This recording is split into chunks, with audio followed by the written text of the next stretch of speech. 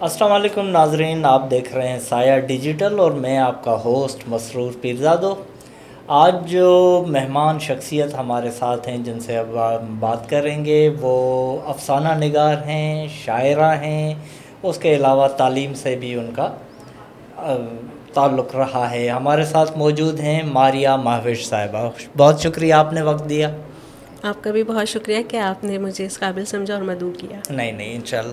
اچھا، ہم بات تو ایک عام سے سوال سے جو اکثر ہم شروع میں پوچھتے ہیں سب سے، اپنا تھوڑا ادبی بیک گراؤنڈ، یہ سفر کیسے شروع ہوا، شوق کیسے ہوا، یہاں تک پہنچنے میں کیا کیا مشکلات آئیں، کیا کیا آسانیاں پیدا کیں، کن لوگوں نے ساتھ دیا، یہ تھوڑا بتا دیں۔ اچھا، میں یہ تو نہیں کہوں گی کہ میں نے پہلی تحریر کلاس 2 میں لکھ لی تھی یا 5ویں میں پہلی نظم ہو گئی تھی، ایسا قطعی نہیں تھا۔ میں بالکل ایک نارمل بچہ تھی، بلکہ ٹام بوائے ٹائپ تھی، تو اس طرح کا کوئی سلسلہ نہیں تھا۔ ہاں، البتہ یہ ضرور تھا کہ میری والدہ کئی زبانوں پہ چونکہ عبور رکھتی تھیں، تقریباً 6-7 زبانیں ان کو آتی تھیں، اور وہ بہت زیادہ کتابوں سے جڑی ہوئی تھیں، تو یعنی ماں کا اثر تھوڑا آپ کہہ سکتے ہیں۔ اور گھر میں ہمارا جو تھا ایک ماحول تھا جو آپ کہہ سکتے ہیں ایک سائلنٹ گرومنگ ہو رہی تھی۔ مطلب اگر ہمیں سالگرہ پہ جو تحفے ملتے تھے وہ کتابیں ملتی تھیں، نونہال ماہانہ آتا تھا وہ لازمی پڑھنا ہوتا تھا ہمیں، جنگ اخبار میں جو بچوں کا صفحہ ہوتا تھا وہ لازمی پڑھنا ہوتا تھا، پھر ہم سے سوال ہوتے تھے اچھا اس میں کیا تحریر آئی تھی بتاؤ۔ تو وہ ایک سائلنٹ گرومنگ تو چل رہی تھی، لیکن میرا اس طرح سے کوئی دھیان نہیں تھا کہ میں لکھوں گی۔ پہلے جو میری تحریر سامنے آئی تھی وہ یونیورسٹی میگزین کے لیے میں نے لکھی تھی، وہ بھی اساتذہ نے کہا تھا کہ آپ نے لکھنا ہی لکھنا ہے، کیونکہ ہمارے ڈپارٹمنٹ میں کوئی اسٹوڈنٹس اتنے زیادہ نہیں تھے۔ میں نے فلسفہ میں کیا ہے، فلاسفی میں، تو اس میں کراچی یونیورسٹی سے آنرس کیا اور پھر ماسٹرس کیا، تو وہ پھر سب کو ہی لکھنا تھا۔ تو پھر وہ میں نے سب سے پہلا جو مضمون لکھا تھا وہ فقاہیہ مضمون لکھا تھا۔ یعنی وہ مضمون تھا، کہانی نہیں تھی؟ نہیں، وہ مضمون تھا، نثر تھی۔ تو بنیادی طور پہ میں آپ کہہ سکتے ہیں میں نثر نگار ہوں، تو میرا جو لکھنے کا سلسلہ شروع ہوا ہے وہ یونیورسٹی سے ہوا ہے، لیکن پڑھنے کا سلسلہ بچپن سے، جب سے سمجھیں کہ اسکول میں داخلہ ہوا پڑھنے کا سلسلہ شروع ہو گیا تھا۔ فلسفہ چننے کی کوئی خاص وجہ؟ ہاں بالکل، میں پری میڈیکل سے تھی اور برائٹ اسٹوڈنٹ تھی، ہمیشہ فرسٹ سیکنڈ آنا، تو والدہ کو لگتا تھا بہت آرام سے ڈاکٹر بن جائیں گی۔ وہ تو سمجھیں گے، ظاہر ہے یہی ایکسپیکٹ کرتے ہوں گے کہ ڈاکٹر۔ ہاں، تو خواہش بھی یہی تھی، فیملی میں بھی میرے نانا بھی چونکہ ڈاکٹر تھے، تو ان لوگوں کو لگتا تھا میں بہت آرام سے ڈاکٹر بن سکتی ہوں، لیکن جو میرا ایک فلسفے کی ڈاکٹر ریبیلیس جو برین تھا، مائنڈ تھا، وہ انٹر تک تو خیر ہم پری میڈیکل سے ہی میں رہی، لیکن اس کے بعد جو ہے بس وہ ایک سوال تھا اصل میں جب بہت چھوٹی تھی تب میں نے اپنی نانی سے ایک سوال کیا تھا کہ اللہ تعالیٰ کو کس نے بنایا ہے؟ تو میرے خیال سے سب کو وہ بنا رہا ہے تو اسے کس نے بنایا؟ 6 میں تھی جب میں نے یہ سوال کیا تھا، تو وہی ایک روایتی کہ بچی کو کفر بک رہی ہے، کیا سوال کر رہی ہے۔ میری والدہ لیکن چونکہ بہت سمجھدار خاتون تھیں تو انہوں نے بہت سمجھداری سے مجھے ہینڈل کیا تھا۔ تو پھر وہاں پر آ کے انٹر کے بعد مجھے لگا کہ نہیں، اب مجھے اپنے من پسند پڑھنا ہے، تو میرے والد نے میرا ساتھ دیا تھا کہ تمہیں جو پڑھنا ہے تم پڑھو اور کسی کی باتوں میں نہیں آؤ۔ تو میں نے بس ڈپارٹمنٹ کا جو ایک ہی 2 شعبے لکھے تھے، اوپر فلسفہ لکھا تھا، 5 آپ کو ڈپارٹمنٹ لکھنے ہوتے ہیں، چوائسز ہوتی ہیں، ہاں، اور دوسرا تھا سائیکالوجی، تو وہ پہلے میں ہی ہو گیا، تو یوں میں فلسفے میں آ گئی۔ اچھا، نہیں یہ آپ میں تجسس، سوال کرنے کا ایک شوق، یہ شروع سے تھا؟ یعنی انٹرمیڈیٹ سے یا شروع سے ہی تھا؟ 6 میں پہلا سوال کیا تھا، کیونکہ فلسفے کی بنیاد ہی سوال اٹھانے سے ہے۔ یہ 2 الگ باتیں ہو جاتی ہیں۔ سائنس ڈاؤٹ کرنے کو اکساتی ہے، سوال کرنے کو کہتی ہے کہ انکریج کرتی ہے، جبکہ مذہب جو ہے وہ فیتھ پہ بلیو کرتا ہے۔ میرا اپنا ذاتی خیال یہ ہے کہ سائنس بھی پہلے فلسفہ ہوتی ہے، فلسفہ سوال کرنا سکھاتا ہے، سوال کا جواب جب مل جاتا ہے تو وہ سائنس بن جاتی ہے، تو جب تک جواب آپ کو نہیں ملتا ہے وہ فلسفہ رہتا ہے۔ تو پہلا سوال 6 میں کیا تھا، سلسلہ پیچھے سے اور کہیں چل رہا ہوگا، لیکن اپنی یادداشت میں جو مجھے یاد ہے جہاں سے مجھے فیس کرنا پڑا کچھ، تو کلاس 6 کا تھا جو سوال کیا تھا میں نے کہ اللہ تعالیٰ کو کس نے بنایا ہے۔ گڈ۔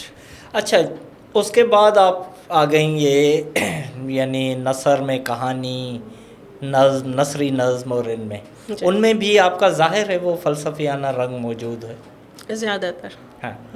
تو آپ کا یہ نہیں ہوا کہ جیسے ایک پابند شاعری کرنے والے زیادہ بہت جلدی مشہور ہو جاتے ہیں اور ان کو جلدی داد مل جاتی ہے، وہیں لوگ واہ واہ کرتے ہیں بنسبت نثری نظم کے مقابلے میں غزل اور پابند نظم، آپ کو کبھی یہ شوق یا کوئی خواہش نہیں ہوئی کہ مجھے بھی یہ ملے؟ میرے جو اساتذہ، اچھا خوش قسمتی ہے میری کہ شروع سے لے کر ابھی تک مجھے جو اساتذہ ملے وہ بہترین ملے، بہترین. میں گلہ نہیں کر سکتی کہ کسی استاد نے مجھے خیانت کی اور مجھے کچھ پورا نہ سکھایا ہو. تو جو اساتذہ ملے انہوں نے کہا تھا کہ آپ غزل کی طرف آئیے، پابند نظم کہیے، اس میں آپ کا زیادہ وہ ہے. لیکن میرا مسئلہ یہ ہے کہ میں جو آمد ہو رہی ہوتی ہے، جو ذہن میں آ رہا ہوتا ہے، وہ جس طریقے سے آ رہا ہے اس کو اسی پہ کر دیتی ہوں. میں کرافٹنگ نہیں کر پاتی. کرافٹ کی ویسے اپنی اہمیت تو ہے، اس سے اہمیت آپ کیا ہے، انکار کریں گے؟ نہیں میں بالکل انکار نہیں کر رہی ہوں، اور لوگ کرتے ہیں، میں نہیں کر سکتی، میں یہ کہہ رہی ہوں. اچھا، کرافٹنگ صرف اس حد تک ہے کہ جیسے اگر میں نے کوئی چیز لکھی ہے تو اس میں جملوں کی ترتیب، لفظ مناسب بدل دیا، کوئی لفظ بدل دیا، لیکن میں اس کو کسی اور رنگ میں ڈھالنے کی کوشش پیرائیا وہی ہوتا ہے. ہاں، سب وہی رہتا ہے. اس سے زیادہ میں کرافٹ نہیں کر پاتی. میرے اندر کا انسان شاید آمادہ نہیں ہوتا اس چیز کے لیے. یعنی آپ جیسے خیال آ رہا ہے اسے ایز اٹ از وہی پیش کریں. یہی وجہ ہے کہ غزلیں بہت کم کہیں ہیں. کہیں ہیں. اچھا. اور پابند نظم میں بھی جو ہیں وہ بھی کم ہی کہیں ہیں. وزن بہر یہ سیکھنے کا موقع ملا یا نہیں سیکھا؟ نہیں سیکھا نہیں ہے، لیکن چونکہ میں نے کہا نا پڑھا اتنا تھا کہ وہ ایک ردھم آپ کو خود ہی پتہ چل جاتا ہے کہ ہارمنی ہو رہی ہے یا نہیں. لیکن اساتذہ کو دکھایا ہے، اس میں انہوں نے تصحیح بھی کی ہے. میں یہ نہیں کہہ رہی کہ میں نے کوئی 100% غزل صحیح کہی تھی. ہاں، لیکن یہ ہے کہ ایسا نہیں تھا کہ غزل بدل گئی، ایسا کچھ نہیں ہوا. آپ نے پھر ظاہر ہے عورتوں کا کافی ایک جو سلسلہ ہوتا ہے آگے بڑھنے کا، ہمارے پاس ہمارے معاشرے میں یہ دیکھا گیا ہے کہ شادی کے بعد وہ خاصا متاثر ہو جاتا ہے. وہ جس سمت میں جس تیزی سے آگے بڑھتی ہیں وہ بڑھنا، وہ سلسلہ بڑھنے کا وہ کم ہو جاتا ہے، متاثر ہو جاتا ہے. آپ کے ساتھ ہوا ہے؟ الحمدللہ میرے ساتھ نہیں ہوا. آپ نے شروع میں سوال کیا تھا کہ کیا مشکلات آئیں. خوش قسمت ترین لوگوں میں سے ہوں کہ یا تو مجھے ہینڈل کرنا آتا ہے، یہ وجہ ہے کہ مجھے مشکلات کس طرح سے. یعنی آپ کو خوش قسمتی سے آپ کا ہسبینڈ ایسا ملا جس نے آپ کو انکریج کیا. وہ خود بھی چونکہ کتابیں پڑھتے ہیں.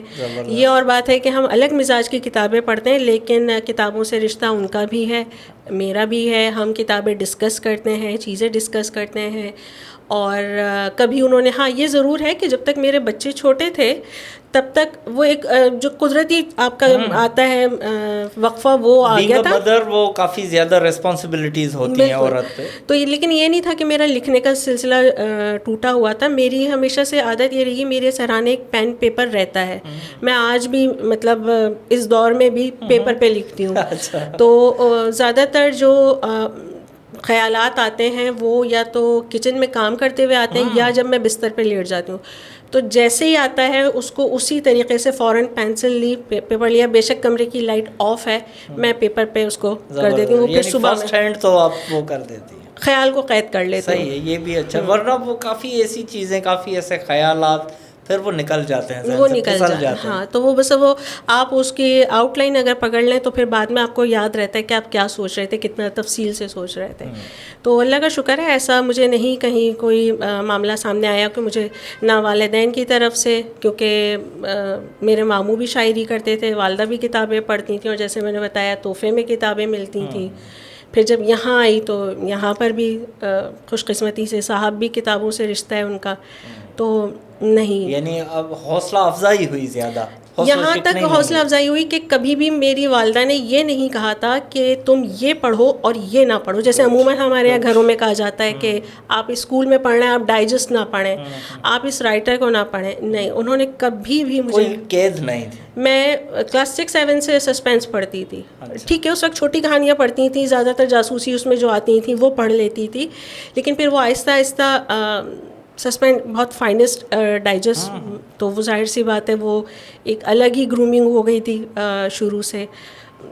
میں کلاس 5 یا 6 میں تھی تو شمس الدین عظیمی کو پڑھتی تھی. بہت سارا کچھ سمجھ نہیں آتا تھا لیکن مجھے پڑھنا اچھا لگتا تھا انہیں اور میں انہیں پڑھتی تھی. لیکن یادداشت میں بہت ساری چیزیں رہ گئی تھیں، بڑے ہو کے سمجھ میں آنے لگ گئیں، تو پڑھنے کا ایک یہ فائدہ ضرور ہوا تھا. چلیں، آپ کی یہ 2 کتابیں ابھی تک شائع ہو چکی ہیں، ایک ہے یہ مہوشاں اور دوسرا ہے یہ ٹوٹم. جی. پہلی کتاب مہوشاں ہے، جی اس کے بعد یہ ہے. بالکل. یعنی آپ نے آغاز جو ہے وہ نظموں سے کیا ہے، نثری نظم. نہیں، بنیادی طور پہ یہ دوسری کتاب تھی، وہ پہلی تھی، یہ چھپ لیکن پہلے گئی ہے. وقت کی ترتیب میں یہ پہلے آ گئی تھی. اچھا اچھا اچھا.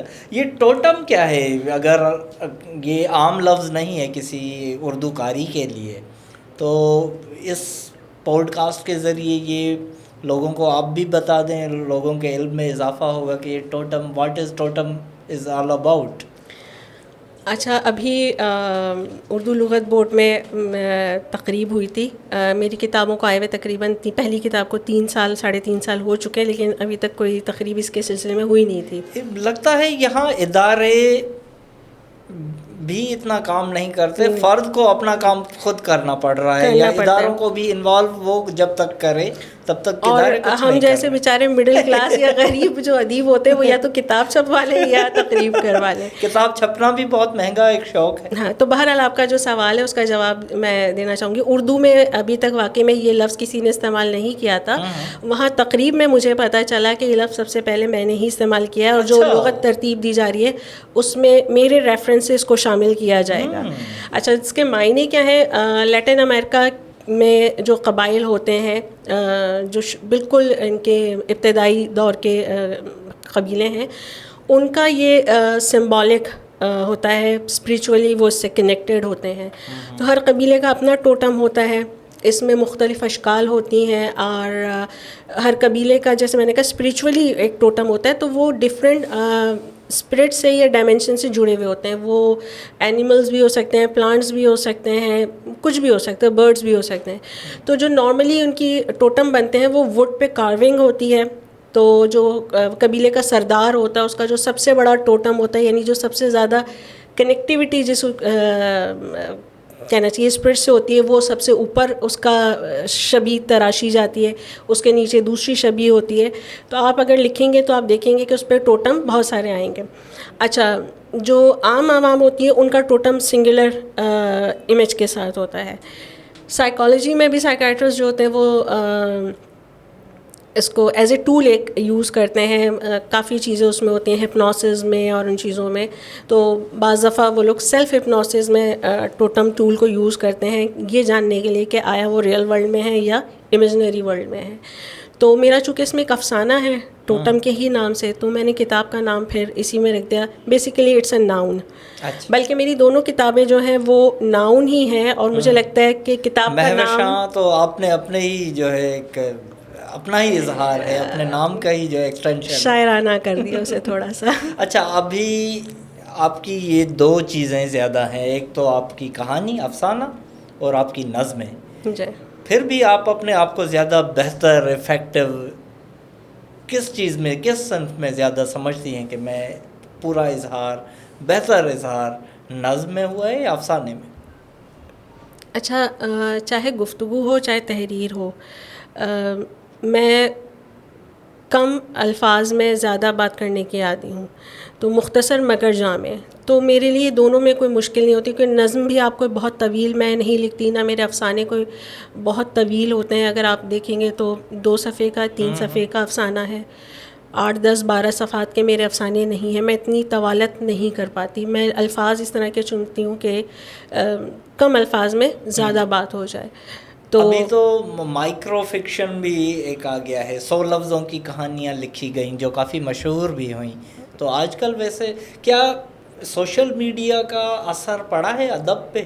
کیونکہ سوشل میڈیا میں ابھی لوگوں کے پاس زیادہ وقت نہیں ہے، وہ تھوڑے سے وقت میں کافی کچھ، یعنی اس ریل دیکھ لیا اس میں غزل تو آ جاتی ہے، نظم بھی آ جاتی ہے، افسانہ نہیں آ سکتا. آپ کا سوال بہت بڑا، اس کا جواب اچھا، ہم جس معاشرے میں رہ رہے ہیں وہاں پہ لوگوں کی شعوری تربیت نہیں ہوئی ہے. صحیح. تو چیزیں ہاتھ میں پہلے آ گئی ہیں, استعمال نہیں آتا ہے. اس پہ مزید سونے پہ سہاگا یہ ہے کہ تعلیم سے سب دور ہیں, تعلیم سے بھی زیادہ شعور سے بھی زیادہ دور ہے, اور تربیت سے بھی زیادہ دور ہے. تو اس نفسا نفسی کے دور میں ہر شخص خود نمائی میں مصروف ہے. کسی بھی طریقے سے جو ہے بس اس کی خود نمائی ہو جائے. اب چاہے وہ کسی کا چوری شدہ ادب ہی کیوں نہ وہ استعمال کر رہے ہوں, ٹک ٹاک کی ریلز بنا رہے ہوں, بلا وجہ کے لائیو سیشنز آ کے کر رہے ہوں, آپ کا کوئی کنسرن نہیں ہے, لیکن آپ ایک موضوع پکڑ کے لائیو آ رہے ہیں. اور مطلب یہ صرف خود نمائی, اس میں آپ کہیں کوئی ضرورت نہیں ہے. کنٹینٹ کم ہے لیکن آپ کا انٹینشن وہ مشہوری والا زیادہ ہے. کوئی بھی کام کریں, آپ ایک بار سوچ لیں کہ آپ یہ جو کام کر رہے ہیں اس کا حاصل وصول کیا ہے. نہیں ہے تو وہ بیکار ہے. صحیح بات. تو وہ میرا نہیں ہے خیال کہ سوشل میڈیا نے اس لحاظ سے بہت زیادہ متاثر کیا ہے کہ اس وقت ہر شخص عقل کل ہے, ہر شخص ادیب ہے, قلم کار ہے. جو کہ نقصان ہو رہا ہے ادب کا اور قلم کاری کا بہت زیادہ. تو اس میں یہی ہو رہا ہے کہ جو واقعی میں سنجیدگی سے ادب سے وابستہ ہیں وہ کہیں بہت پیچھے رہے, کیونکہ وہ کام پہ توجہ دے رہے ہیں بجائے اس کے کہ خود نمائی میں, تو وہ کہیں چھپ جاتے ہیں. میں نام تو نہیں لوں گی, لیکن سوشل میڈیا پہ آپ کے سامنے ہے کہ اگر آپ ان کا کام دیکھیں تو بس ٹھیک ہے انہوں نے لکھ دیا ہے, خالی ہے. نہیں, لیکن میرے خیال میں اس معاملے میں بھی تاریخ بہتر منصف ہے. وہ اپنی چھاننی سے جو ہے چھان کر جو اصل چیز ہے اسے صحیح مقام پہ رکھتی ہے, باقی سب وقت کے ساتھ ختم ہو جاتی ہے. میری اختراعات میں سے ایک اختراع تھی کہ تاریخ گواہ ہے کہ تاریخ ہی صرف گواہ ہوتی ہے. ٹھیک ہے. اچھا, ابھی خیر باتیں تو بہت ہیں, ہمارے یہ پوڈ کاسٹ کا وقت ظاہر محدود ہے. ہم چاہیں گے کہ ناظرین کے لیے آپ اپنی کچھ منتخب چیزیں, منتخب نظمیں پیش کریں. آخری سیگمنٹ ہمارا آپ کا کلام ہوگا. چلیں. ہر کتاب میں زیادہ تر جو شاعری کی کتاب ہوتی ہے اس میں لوگ نعتیہ کلام یا حمدیہ کلام شامل کرتے ہیں. تو میری بھی کتاب میں ایک حمدیہ موضوع پر ہے, لیکن وہ بہت مختلف انداز میں ہے. تو میں چاہوں گی کہ میں سب سے پہلے اسی کو آپ کو سناؤں. بچپن میں ہم اردو میں درخواست لکھا کرتے تھے, 2 دن کی رخصت کی درخواست, لیو اپلیکیشن. بالکل بالکل. تو جو میری پہلی نظم ہے اس کا عنوان ہے زندگی سے رخصت کی درخواست. اچھا. بخدمت جناب پروردگار کل جہان و کائنات, بخدمت جناب پروردگار کل جہان و کائنات گزارش عرض ہے کہ فدیہ زندگی سے فقط 2 دن کی رخصت چاہتی ہے. واہ. باوجہ شدید کرب اپنی قبر میں 2 دن سو کر گزارنا چاہتی ہے. زبردست. پروردگار اگرچہ میرا کرب اس ماں کے دکھ سے کہیں کم ہے جو اپنی جوان اولاد کا لاشا دیکھ کر بھی سانس لے رہی ہے. جانتی ہوں کہ میرے کرب کا بوجھ کہیں کم ہے اس مزدور کے شرمندہ اور بھاری قدموں سے جو آج خالی ہاتھ گھر جا رہا ہے. واہ. اس جوان لڑکی کے کرب سے بھی کوئی مقابلہ نہیں جو جہیز کے انتظار میں سر میں سفیدی بھر رہی ہے. واہ. اگرچہ میرا کرب واقعی بہت کم ہے اس بچے کے گرتے آنسوؤں سے جو کم عمری میں ہی روٹی کما رہا ہے اور اپنا بچپن گنوا رہا ہے. واہ واہ واہ. میرے کرب کا کسی سے مقابلہ نہیں مگر میرے پروردگار. میں لفظوں کی چوٹ سے بہت تھک گئی ہوں. واہ. لفظوں کی چوٹ جو عورت ہونے کی سزا پہ ملی. واہ. اس لیے فقط 2 دن کی رخصت درکار ہے. امید ہے آپ مدد کریں گے اور میری واپسی پہ میرے لیے کچھ نیا کریں گے. واہ. آپ کی فرما بردار. زبردست. بہت اچھا. بہت شکریہ. کچھ اور عنایت کیجیے.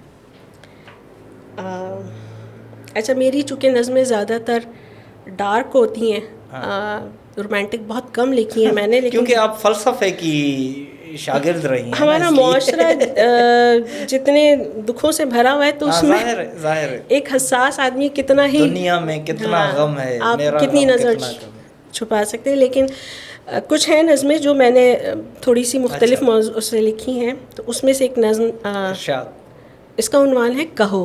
کہو. سنو سنتے ہی تو نہیں ہو, کہو نہ کچھ, کہتے کیوں نہیں ہو. کہو کہ صحرا کے خشک زرد ذرے بےتاب ہو کر چمک رہے ہیں. کہو کہ کمہار کا چاک سماعت کی غرض لیے طواف کر رہا ہے. کہو، کہتے کیوں نہیں؟